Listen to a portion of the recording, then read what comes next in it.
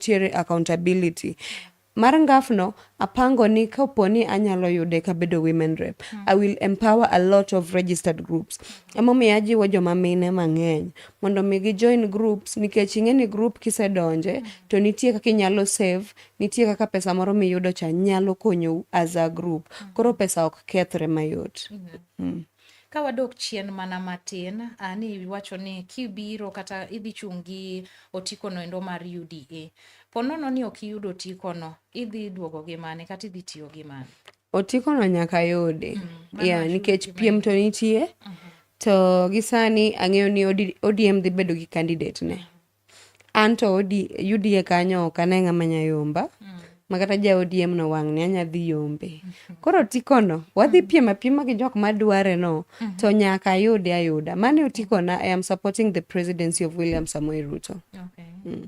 Mana kamano janeno mara medoro ote mari ka in gi penjo moro amora atioro e Facebook marwa ma en Chunyonagi TV, mano Facebook. YouTube wayudore kacha chande, inyalo penjo mari ma in godo odiochieng' ma kawuono ni endi, nikech wan gi Madam Valentine Nyango mamlaro komno endo mar women rep, mano endo ma Kisumu County.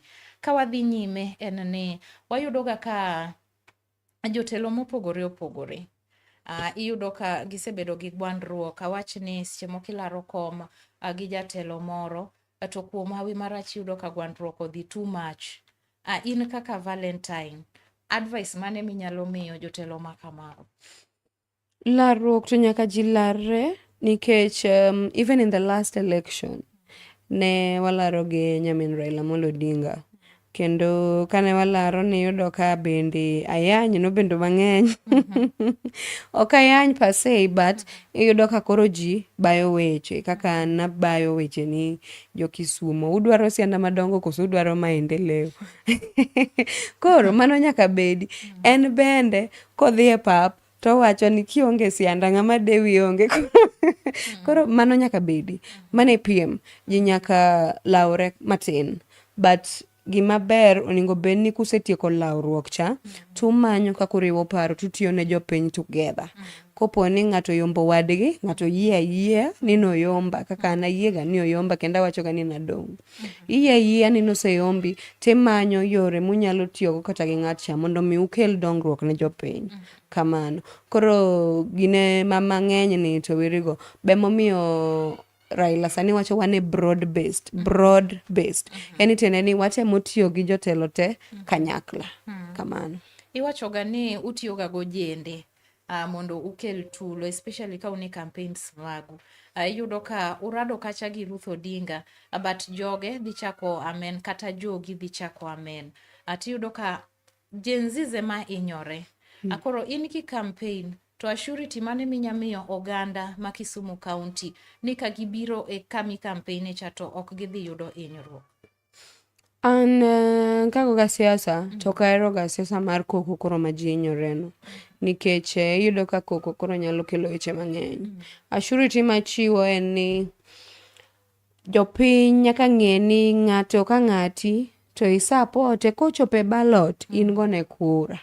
To mar ni koro ji dagore oko kaendi, mano to koro ok ber. Koko ok ber, ng'ato nya hinyore kata ng'at mane ni innocent. Samoro ng'ato ne kala to dhaono koro dhi hinye. Ni nokala be ok en kata nokala. To donjo ne ong'i gima timore. Tiyudo ka en mohinyore mohingo kata ng'ama nogolo koko no endo. Koro koko to ok ber. We have to be peaceful as a country. Nyaka watim atima siasa ma peaceful.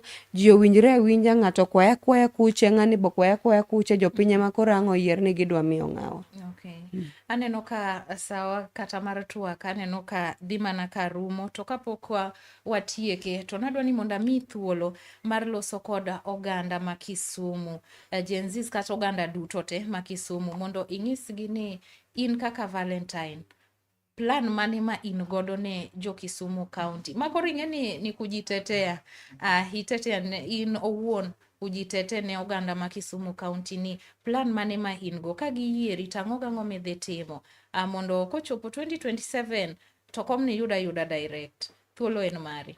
Hero Kamano Sheila, you've been a very good host. I appreciate it. I also appreciate Steve James. Steve, hi. Thank you for hosting me.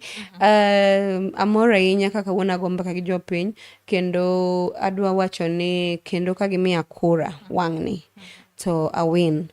Namba achiel adhi kelo business incubation centers ne joma tindo mondo mi gichak ng'eyo gige kompyuta. We all know ni simu ni kata gi kompyuta kelo pesa mang'eny. Technology is a good thing manyaka we have to take advantage of. Namba ariyo adhi kelo Mama Mboga Prosperity Fund. Maendi en pesa mar ohala madhi bedo ka miyo mine madwa chako ohala mondo mi gichako ohala kendo odhi mbele maber, gine kaka ginyalo konyo godo utegi. Namba adek, I also want to deal with single mothers, young mothers, widowed mothers, nikech sani bende nitiere jomoko mamako ga ich kapod gitindo. Sami mako ich ni nitiere a lot of responsibilities that comes with it. Koro nyaka wane kaka wakonyo jogo mondo mi wa empower gi, wamigi mijing'o mondo mi gibed ni ginyalo timo gimoro. Number adek, I am going to focus on youth. I'm going to focus on women. And also, number 4, please, people of Kisumu County, let us support the presidency of William Samoei Ruto, the PS Dr. Raymond Omolo. We have seen the work that those people do. Gitimo mabeyo, madongo, kendo mang'eny.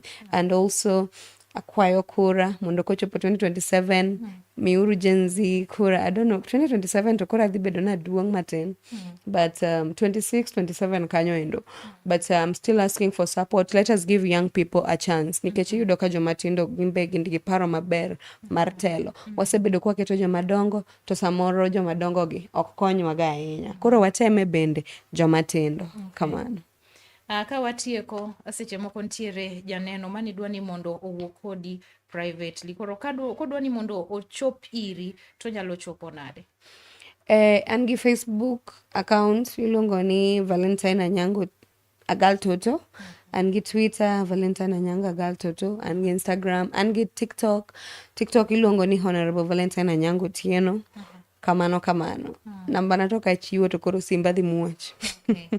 Mana kamano janeno mara apani osewacho kok inyalo yude, kidware tinyalo yude mondo ilos kode nikech wang'e ni nitiere jok manigi shite mopogore opogore, to seche moko en at the best position mondo gochni kata mondo manyi mondo ikonye yono endo makare. Aneno ka sawa mar twak odiochieng' ma kawuono osemana rumo. Mano bedo kodi e chenro ma kawuono ne mana an Ashila Chienga Magare. Wanere kendo odiochieng' machielo.